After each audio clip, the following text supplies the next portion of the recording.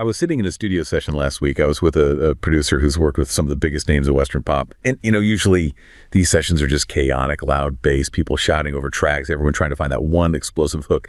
But this time, the room was just dead quiet. He was staring at his monitor, completely fixated, and he was obsessively looping this 4-second clip from a new rookie Korean group. He looked almost frustrated, and he kept muttering, "Where is the rest of it?" He wasn't analyzing some massive EDM drop or a complex high note. He was looking at the empty space. He pointed to the waveform on the screen, and it was practically flat.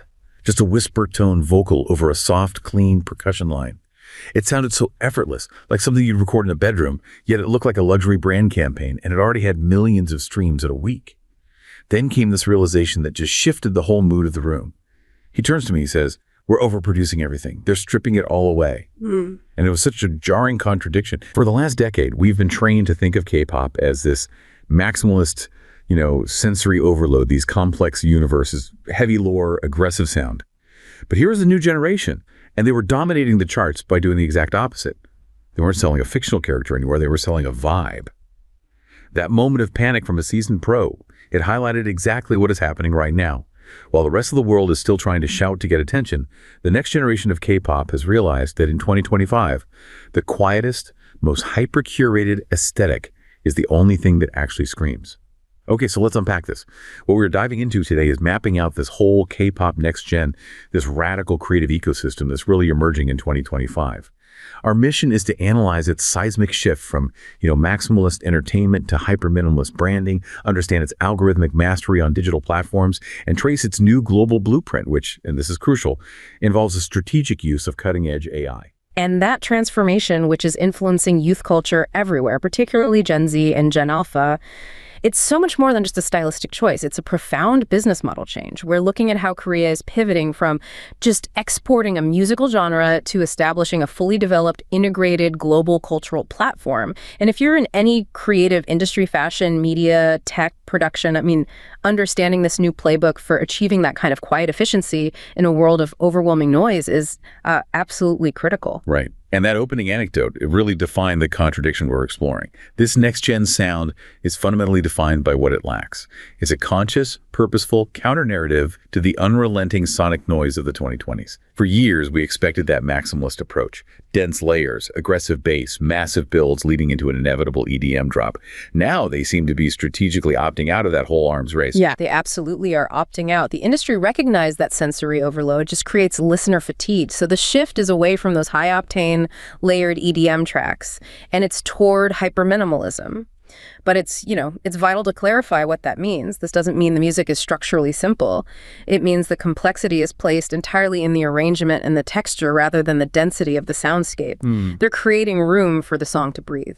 I find that fascinating. So you're suggesting that the creative labor isn't gone, it's just shifted from adding layers to meticulously subtracting them. When we break down those key audio characteristics that our sources highlighted, what specifically defines this hyper-minimalist approach? Well, you hear the focus immediately on the rhythm section. The sources consistently point to soft bass lines, often reminiscent of 90s R&B and percussion that is incredibly clean, almost dry, It sits perfectly in the mix without being aggressive.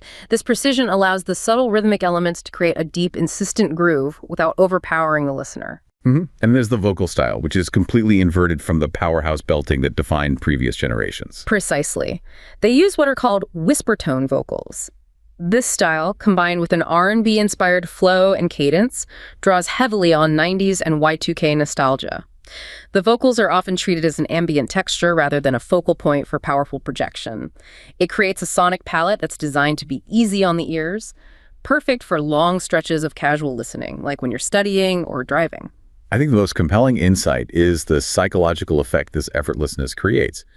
Even though the mixing and mastering are surgical, every sound placed with absolute precision, the final track just feels like it just happened. And that perceived effortlessness is a major marketing advantage. It allows the music to integrate seamlessly into personalized streaming playlists and just become the backdrop to a fan's life. Critically, it positions the music not as highly conceptual idle music that requires, deep cultural understanding, but simply as modern, sophisticated pop. That immediately widens their global appeal. And we've seen evidence that Western pop is struggling to replicate this. Why is that? If minimalism is the key, why can't other global producers just strip their tracks back? Because the effortlessness is deceptive. Western pop producers are, you see them on deep dive YouTube channels analyzing the mixing styles, trying to figure out how to recreate that distinct, clean sound while retaining the addictive quality. The challenge lies in the arrangement. When you strip away layers, any minor flaw in the rhythmic placement, the bass tuning, or the vocal performance is immediately exposed.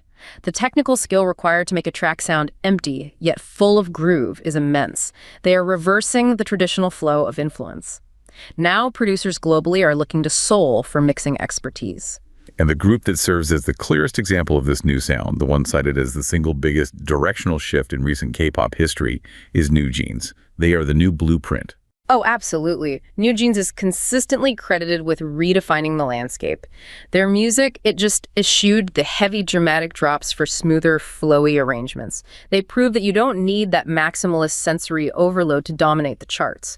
Their core strategy focused on cultivating a signature groove and vibe, rather than relying on a single explosive hook. And the commercial validation of this blueprint is just... it's undeniable. It's massive. They achieved explosive, unprecedented success. They broke the Guinness World Record for the fastest K-pop act to reach 1 billion streams on Spotify. And what makes this so significant is the timeline. They surpassed veterans with massive established global infrastructure, groups like BTS and Blackpink, in record time. They did it with a quiet sound and an insistent R&B-infused feel. It demonstrated that in the current market, hyper-curation beats high-volume production. So if the previous generation sold fictional characters in these complex multiverses that required a heavy investment of time, reading the lore, deciphering symbolism, next gen is selling a feeling.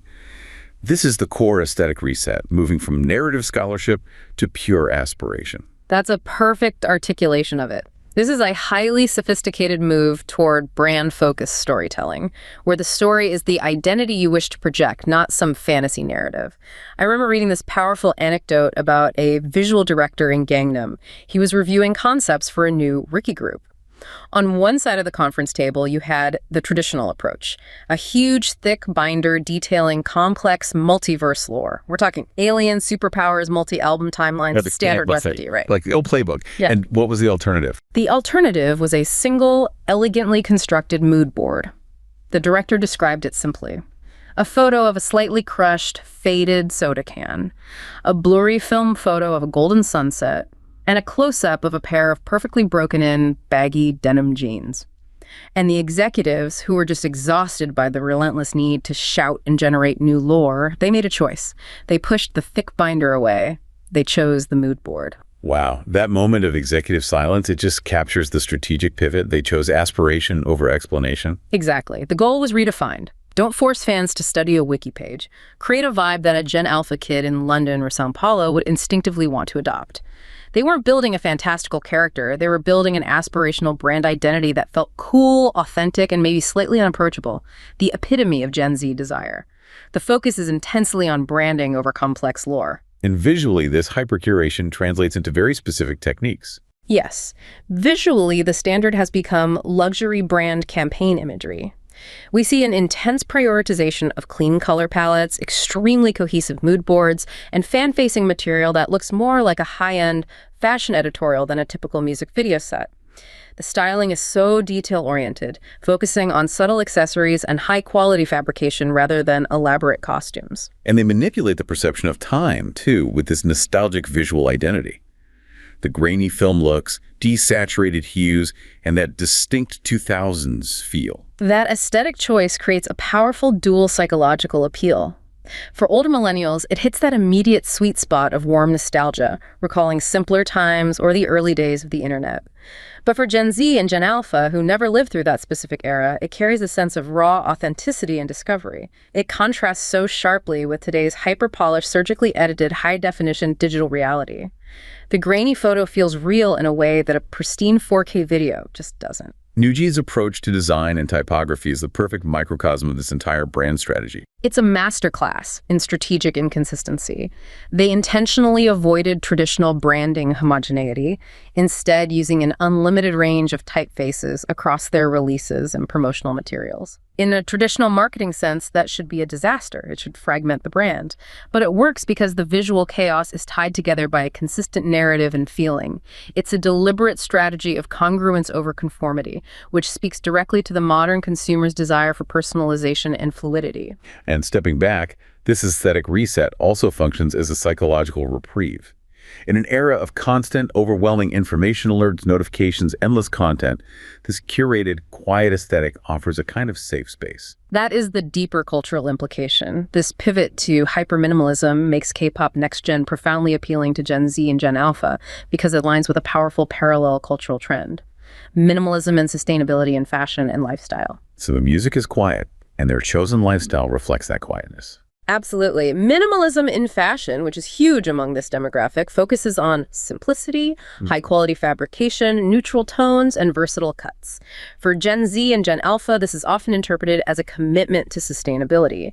It pushes consumerism away from fast-paced, disposable buying toward mindful, higher quality, and fewer purchases. That's fascinating. So the fan isn't choosing between the loud, vibrant entertainment and the quiet, sustainable lifestyle. They're merging them. Precisely. The sources show that the intersection is where the power lies. Fans adopt both simultaneously. You might see the idol perform in bold, experimental, maximalist styling on stage. That's the loud entertainment. But their behind-the-scenes content, their casual wear, their sponsored content, it all embraces sleek, minimalist, high-quality fashion. Fans mirror this, blending the excitement of vibrant content consumption with conscious, minimalist lifestyle choices. This elevates the idol from a mere entertainer to a curator of a desirable, multifaceted identity. Which means any brand looking to partner with these groups has to adapt quickly. They have to merge that youth-driven energy and addictive content with sophisticated, often eco-conscious messaging in their partnerships. It's a high-wire act of balancing maximum exposure with maximum integrity. Okay, so if the sound is quiet, the marketing is a precisely engineered machine. Next-gen K-pop tracks aren't designed for an amphitheater. They are designed for the infinite scroll of a social feed. They start not on a music show stage, but on TikTok. This is a masterclass in algorithm hacking, and it turns music promotion into a rigorous data science. This strategic planning is integrated at the earliest stages. They are not waiting for the album to be mastered. Agencies are routinely contacting platforms like TikTok during the album planning process. They're trying to determine which songs, which specific 8-second snippets or particular choreography segments are inherently suitable for short vertical videos and, most importantly, have the highest probability of generating derivative works from fans. That sounds less like music composition and more like R&D for content virality. Yeah. Our sources mention the terrifying concept of the dopamine trigger. And this is where creativity explicitly serves data science. We got an account from a producer, anonymous of course, who described a studio session that felt radically different from traditional composition. They weren't analyzing the musical key or the lyric structure. They were staring intently at a waveform on a screen, obsessing over the first 0.8 seconds of the track. Less than 1 second. That is the entire window to capture a listener who is endlessly scrolling, fighting for attention against a billion other pieces of content. It's the battleground. The goal is to create an instant viral 1-second hook that forces the thumb to stop. So. The source describes how they used an advanced AI model trained specifically on TikTok engagement metrics to test 10 different minute variations of a simple sound. A certain type of vocal inflection, a single clap, or a specific drum fill. The AI predicts which microelement creates the highest likelihood of immediate viewing continuation. So the logic is inverted. The full song becomes the background music for the viral moment, rather than the viral moment being a happy accident derived from the song's pre-existing structure. Exactly. And this fundamentally changes the compositional structure. The song is engineered specifically to encourage micro movements. These are not complex, 6-person synchronized choreographies. They are simple, repeatable hand gestures, subtle head nods, or small, recognizable body shifts that look clean and compelling on a vertical phone screen. Promotion tactics focus intensely on these micro movements, brief mini edits, soft mood clips, and outfit-focused videos that fans can replicate in their own bedrooms with minimal effort. Right, so the core strategic shift is moving from trying to make fans dance in a complex studio-level routine to making them feel something instantly or participate with maximum simplicity. Maximum participation with minimal barrier to entry. This data-driven, algorithm-aware approach is why K-pop is so dominant on these platforms.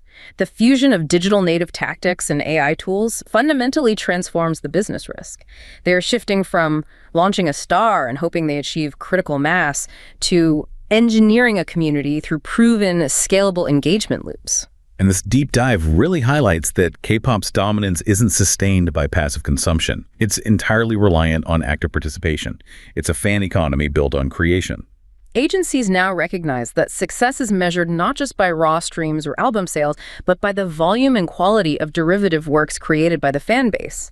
The fans' contribution, their content creation, is the most valuable metric in this ecosystem. And this is where the existing culture of K-pop fandom became, mutually synergistic with the structure of platforms like TikTok. They were a community just ready-made for UGC. It's a perfect cultural storm. K-pop fans already possess an intense, highly organized infrastructure. They organize fan clubs, coordinate collective streaming movements, memorize specific fan chants, and are accustomed to sharing and reproducing content globally. This intensely participatory, highly skilled culture naturally aligns perfectly with TikTok's user-generated content nature. It's a community already primed, organized, and skilled to create marketing material for them. And that synergy is reflected across all major platforms, which enable real-time interaction and community building across vast geographical boundaries. The fan engagement strategies are incredibly robust and highly customized. This includes not just live Q&A sessions, but constant interactive content designed to solicit feedback. They use intense SEO optimization and targeted advertising to ensure content discovery in specific niche global demographics. But one of the most effective strategies is the use of dance challenges, not just for the lead single, but often to amplify lesser-known tracks or B-sides, effectively extending the commercial and viral life cycle of the entire album. And the platform itself has started to recognize and reward this fan labor directly. Yes, through features like TikTok's Fan Spotlight. This feature allows official artist accounts to repost fan-made content. The dance covers, the fan edits, the lyric translations, directly onto their own official channels, showcasing it to millions of followers. This is a massive, visible form of validation. It's the agency expressing gratitude and respect, which powerfully reinforces the participatory loop and encourages even more creation. This fusion of art and data means the creative product is constantly being refined in real time, often post-release. It's a truly iterative loop that few other music genres are leveraging this aggressively. The ability to preview songs or choreography segments even before official release and monitor which movements or parts receive the best global digital responses, it's groundbreaking. The immediacy of this feedback allows for rapid strategic adjustments. And we found concrete instances where the artists sometimes even modify the choreography based on this real-time fan feedback. So if a fan-created micro-movement performs better online than the original is adjusted. That is a radical departure from traditional artistic development. It shows the absolute prioritization of instantaneous digital appeal. This strategic use of data also extends to shaping concert set lists, ensuring the most viral tracks are featured prominently, and, perhaps most strategically, identifying potential collaborations with famous overseas TikTok creators to further amplify localized reach. They are literally buying influence using data. The ultimate result of this algorithmic dominance is just staggering visibility. Absolutely. The K-pop hashtag is vastly more popular globally than the general pop hashtag. We are looking at over 58 million results for K-pop compared to only 3.9 million for pop. This raw data point demonstrates K-pop's overwhelming dominance in the digital content sphere. They haven't just adapted to the digital language of Gen Z and Gen Alpha, they've written the dictionary. Okay, let's move on. Next-gen groups are not simply expanding abroad once they've achieved domestic success. They're being strategically built as global entities from day one. The tone has shifted from being an exporter of culture to creating a truly seamless, borderless cultural product that feels local everywhere. K-pop has evolved into a sophisticated global cultural platform shaped in Korea but intended for universal consumption. Achieving this requires building mixed nationality teams, managing complex multilingual releases simultaneously, and developing core concepts that are instantly suitable for American, European, and emerging markets right out of the gate. And the conglomerate HYBE, which manages acts like BTS and NewJeans, is the clearest example of this strategy in action. They are exporting the entire system of idol creation. The case of Cat's Eye, launched in 2024, is the perfect illustration. HYBE partnered with Geffen Records to base this girl group in Los Angeles. The group is intentionally diverse, featuring members from various nationalities: American, Filipino, Swiss Italian Ghanaian, Indian American, Chinese Singaporean, and Korean. Yet the method used for selecting, training, and preparing them, the high-stakes, rigorous idol selection process, was lifted straight from the Korean playbook using a global survival series called The Debut Dream Academy. Right, so this shows they are exporting the industrial-grade methodology and the rigorous training rather than just the final finished cultural product. They're selling the successful blueprint. Precisely. And this replication is happening worldwide. HYBE has successfully launched Japanese boy groups like NTM and AWIN, both of which use the same methodology and saw explosive success. Furthermore, they are actively planning a U.S. boy group, built in collaboration with Grammy-winning producer Ryan Tedder, intended as a male counterpart to Cat's Eye. And to target Latin American youth, they have the boy group Santos Bravos in development. This is a comprehensive, multi-regional strategy to localize the K-pop production system itself. And here's where it gets really interesting. The industry is actively using technology, specifically AI, to systematically erase the friction of cultural export, making true borderlessness possible. This brings us to a remarkable anecdote concerning a Thai trainee named Sophia, who is part of a next-gen project. She was hosting her first solo live stream from Seoul. Naturally, she spoke in Thai, her native language, and the stream had no traditional subtitles. But the experience for the global audience was transformative. How did they manage to bypass the language barrier in real time? That seems impossible. While Sophia was speaking Thai, her voice was being instantly processed by a proprietary advanced AI model. This AI generated real-time synthesized dubbing in the viewer's native language. So a viewer tuning in from Paris heard her speaking fluent French. A student in Shanghai heard effortless Mandarin. And crucially, the system was advanced enough to preserve Sophia's specific vocal tone, the rhythm of her speech, and her emotional inflection. It wasn't a robotic text-to-speech voice. It sounded like her speaking French. Wow. That immediately neutralizes the single greatest structural barrier to global cultural export: language learning. It makes the artist immediately and intimately accessible. Sophia is not presented as an exotic foreign member who requires fans to spend months learning Korean or Thai to understand her. Instead, she is effectively selling herself as a true global citizen who feels local to everyone, instantly. The source even mentioned her laughing at jokes made by Brazilian fans because the AI was working in reverse too, translating the chat in her earpiece instantly. That specific use of high-level AI for personalized, low-friction interaction, that offers critical insights for other global digital entertainment sectors. Oh, for burgeoning creative sectors worldwide, the strategic takeaway is powerful. True market integration doesn't mean forcing the artist to learn 5 languages perfectly, which is exhausting and rarely flawless. It means building the technological infrastructure to make language effectively irrelevant, allowing the raw talent and the artist's unique personality to shine through regardless of their origin. It's an innovative, high-efficiency solution to a universal problem of cultural export. And this multi-home, multi-genre strategy shows HYBE's determination to take the K-pop methodology beyond North America and Europe. Their next major strategic target, which involves localizing the production entirely, is India. This is a massive, calculated play. HYBE views India as incredibly fertile ground because it possesses the world's biggest youth population and is already the world's 15th largest recorded music market, according to IFPI data. They recognize a huge opportunity for cultural penetration that is still relatively untapped by Western major labels. So what does the localization plan for the Indian market look like? The specific plan is to launch an India subsidiary with the express purpose of debuting homegrown K-pop groups, often referred to as I-pop. These groups will systematically blend local Indian talent recruited through K-pop's rigorous selection process with established Korean expertise in training, production, and marketing. This follows the localization playbook that one executive summarized. To win globally, you have to go local, and K-pop's entire success hinges on knowing its audience inside out. And this strategic move is a direct, high-stakes challenge to India's existing cultural strongholds. It is. India has always been dominated by homegrown music, with Bollywood historically holding an almost insurmountable grip on the local music and film scene. HYBE is entering this market not just with new local groups, but also by leveraging its existing global superstars. The expansion will include full-scale concerts featuring major established acts like BTS, NewJeans, and 17.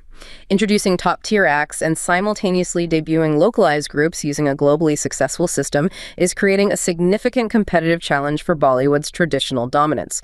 It's a methodical, multi-pronged market entry strategy. Okay, let's shift our focus to the technological layer that is increasingly wrapping around the fandom experience, the use of AI.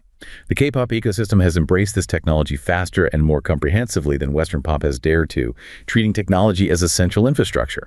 The industry uses AI across the entire product lifecycle. This includes using AI-tuned music demos during the composition phase, creating full digital twin idols for virtual content and advertising, hosting elaborate VR concerts, using AI photo card filters, and most controversially, generating personalized real-time messages for fans. And sometimes, as we saw with the language translation, this AI integration is genuinely helpful. It supports the fan experience without intrusion. The example of BTS's project Learn Korean with TinyTan is a perfect case study of beneficial AI. They used AI-synthesized voices for this educational project, which successfully lowered the language barrier for international fans eager to learn the language spoken by their idols. It's practical, supportive AI that aids the fans' existing passion and cultural interest. But the technology runs into intense cultural friction when it comes up against the core fan culture requirement: authenticity. Fandom is built on a parasocial relationship, an emotional contract that demands that the idol be real and that their effort be demonstrable. And this conflict was laid bare by the spectacular failure of the discontinued AI private call service. This service tried to use trained AI voice data to simulate intimate phone conversations with idols, allowing fans to customize the time, the level of intimacy, and even what specific nicknames the AI idol voice would use. It was designed to manufacture maximum sincerity, but fans overwhelmingly rejected it. So it tried to generate an emotional connection, but it only generated suspicion. Why did a service designed for maximum fan intimacy fail so spectacularly? We found two primary interconnected psychological reasons, starting with the perception of missing contributions from the idol. The emotional currency in K-pop is the idol's effort. Fans highly value the tangible labor the idol puts into content. For example, a rare photo card is more valuable if fans know the idol took the photo themselves. Effort equals sincerity. So the effort is the currency. And if the content is created arbitrarily by a machine without the idol's sweat equity, the emotional value just evaporates. Exactly. Since the AI voices created content arbitrarily, without the idol's actual time or participation, it caused profound dissatisfaction. Interviewees preferred even a simple static audio recording over an advanced AI interaction, because the former required the idol to use their real voice and time to produce it. Fans reported actively trying to determine how much their idol had contributed just to decide if they should engage with the service sincerely. The effort was the prerequisite for sincerity. Wow. And the second area of dissatisfaction centered on the meaningless intimacy the AI provided. Yes. Fans interpret an idol's communications, replying to comments, acknowledging fans, using specific nicknames as sincere indicators of how much the idol values them. Intimate behaviors from an idol are normally treasured markers of sincerity in the parasocial bond.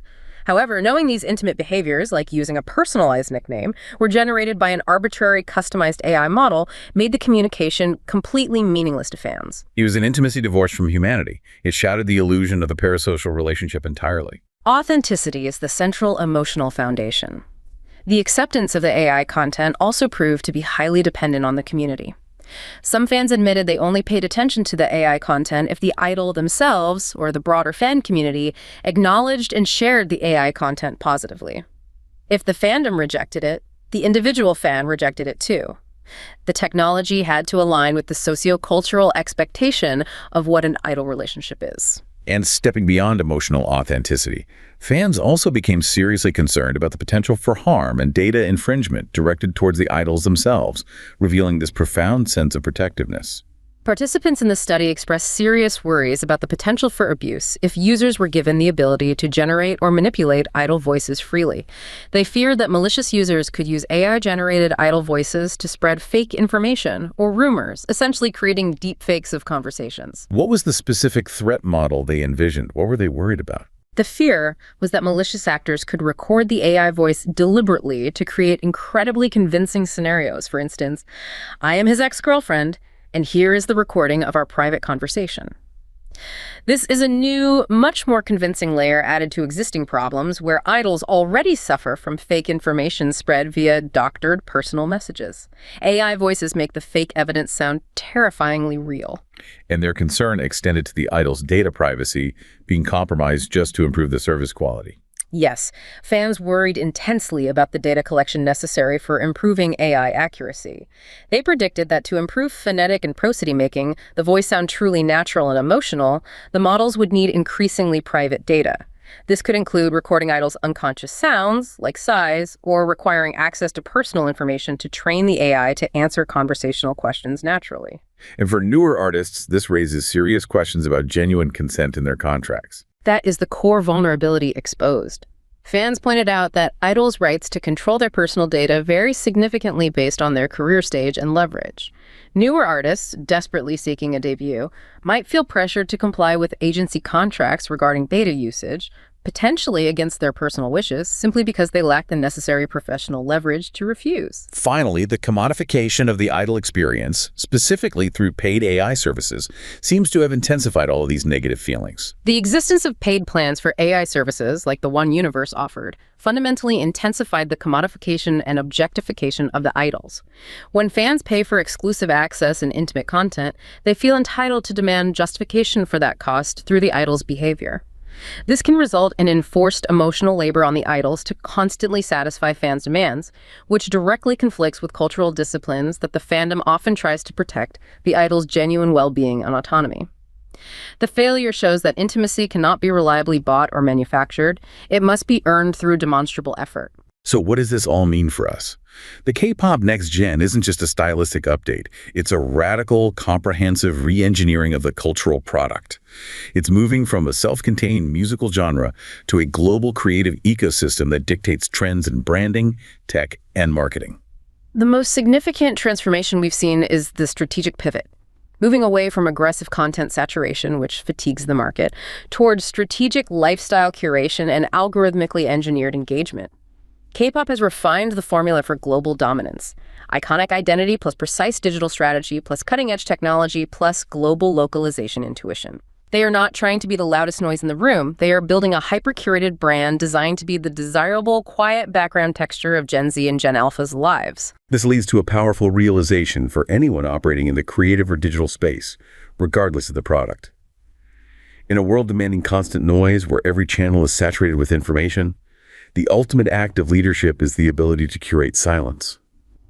The strategic capacity to hyper-focus on defining a clean, iconic brand and to engineer engagement loops optimized by data is the new path to lead in the global conversation.